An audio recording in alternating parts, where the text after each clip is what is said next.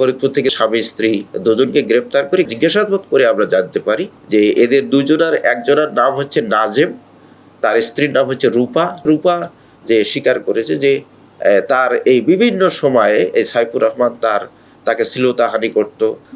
সে যখন বাইরে যেত তাকে তালা দিয়ে রেখে যেত। একটা রুমেই তারা শুধু তিনজনেই। 9 তারিখ দিবাগত রাতে তিনজনে একসাথে শুয়েছে। এক পর্যায়ে মেয়েটার গায়ে এসে হাত দিচ্ছিল, ওই ছেলেটার হাত উপর দিয়ে। এক পর্যায়ে এই ধস্তাধস্তির পর্যায়ে এই নাজেম ঘুম থেকে উঠে যায়। ঘুম থেকে উঠে সে তাকে চিৎকার করে যে তুমি তাকে ছেড়ে দাও, রূপাকে ছেড়ে দাও, তা নাহলে আমি কিন্তু মেরে ফেলবো। সে যখন ছাড়ছিল না, রান্নাঘর থেকে একটা বটি নিয়ে আসলো। বটি নিয়ে এসে তখন তাকে কোপানো শুরু করে। এই বটি দিয়ে মাথার এই খুলিতে অনেকগুলো কোপ রয়েছে। হসপিটালে নেওয়ার পরে আধা ঘন্টা পরে তারা জানিয়ে দেয় যে না, সে ডিক্লাইন করেছে।